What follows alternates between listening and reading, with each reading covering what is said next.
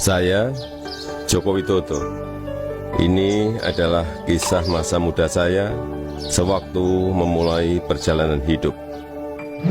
Ini saya waktu kecil. Saya berasal dari kota Solo, Jawa Tengah. Saya anak sulung dari 4 bersaudara. 3 adik saya semuanya perempuan. Saya berasal dari keluarga biasa.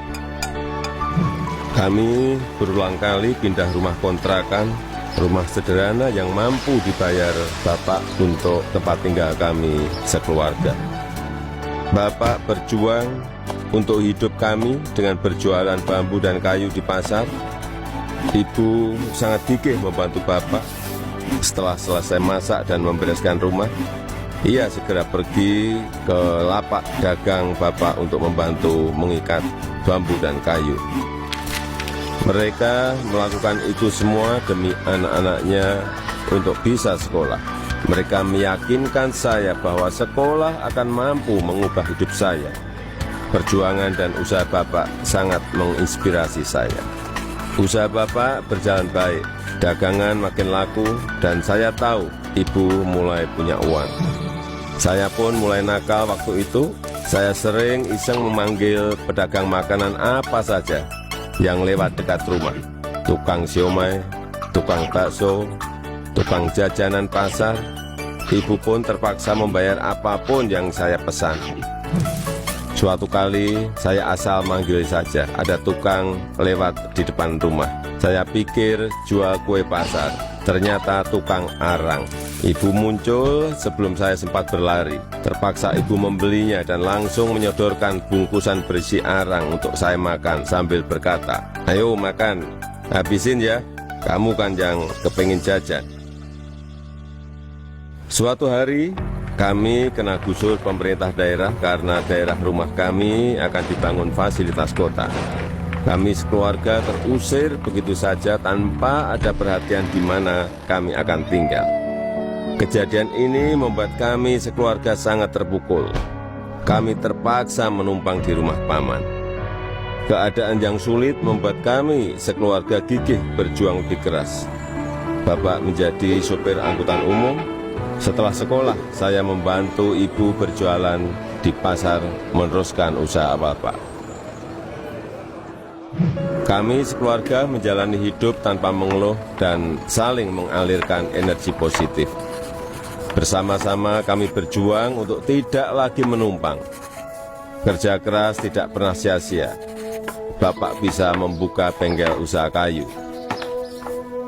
Setelah beberapa tahun, akhirnya uang bisa terkumpul untuk membeli rumah sederhana.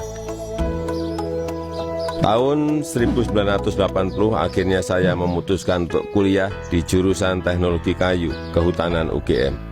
Saya memilih jurusan tersebut agar saya dapat belajar lebih mendalam tentang perkayuan. Saya ingin mengikuti jejak Bapak, ingin membangun bisnis kayu Bapak menjadi besar. Ini saya gondrong waktu kuliah, dan saya suka banget dengerin musik cadas dari Nazareth, Queen, Metallica, Judas Priest, Guns N' Roses. Saya juga hobi banget naik gunung, Gunung Lawu, Gunung Merapi, Gunung Merbabu, Gunung Kerinci, sudah saya daki. Menginjak masa penulisan skripsi di dekat akhir kuliah, saya sudah agak kalem. Akan menginjak dunia kerja, saya memutuskan untuk lebih serius. Saya bertemu dengan gadis bernama Iriana. Dia teman adik saya yang sering main ke rumah. Pertama curi-curi pandang, lama-lama jadi jatuh cinta. Iriana orangnya sederhana, dan itu yang saya suka. Pacaran waktu itu berat di ongkos tapi ringan di hati. Saya naik bus penuh sesak, bolak-balik Jogja Solo demi bertemu Iriana.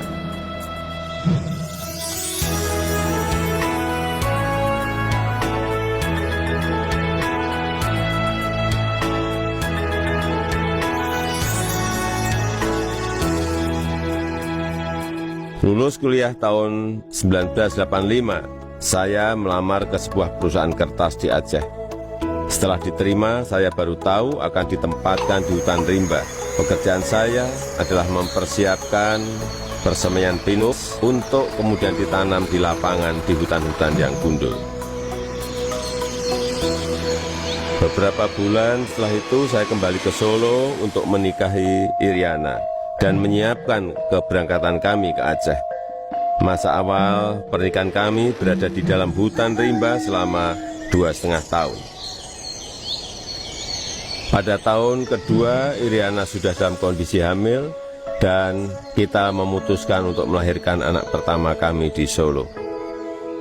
Kembali ke Solo, mulai ikut paman bekerja di pabrik mebel untuk mencari pengalaman. Di sini saya belajar banyak tentang bagaimana menjadi pengusaha yang baik. Semua posisi pernah saya lakoni, di produksi, di pemasaran, semuanya pernah saya alami. Tahun 1987, anak pertama saya lahir, Gibran Rakabuming. Gibran itu singkatan dari gigih dan berani. Saya ingin putra pertama saya punya semangat hidup, seperti namanya. Lahirnya Gibran juga memicu saya untuk mendirikan perusahaan pertama saya yang bergerak di bisnis mebel dengan nama CV Rakab.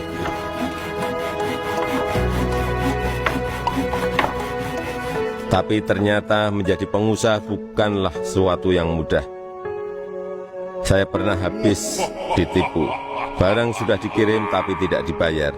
Lalu orangnya menghilang. Kalau kita jatuh ya harus bangkit lagi. Tidak lama setelah itu saya mendapatkan pinjaman modal usaha.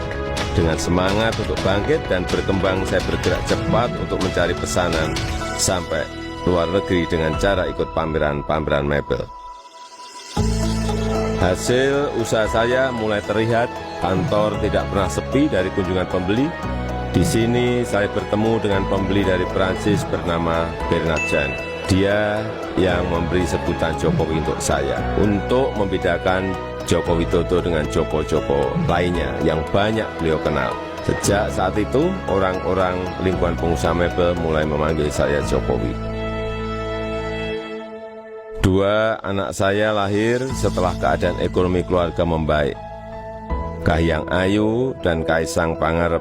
Saya ingin anak-anak saya mengenal sekolah kehidupan yang dilandasi perjuangan untuk mandiri, supaya mereka semua mampu membangun kehidupan yang kukuh.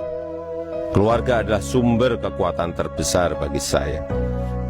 Saya yakin yang saya alami waktu muda sedang kalian alami sekarang. Tidak ada Jokowi hari ini jika tidak ada sejarah susah hidup saya. Teruslah berjuang mewujudkan mimpi-mimpi kalian. Mari kita terus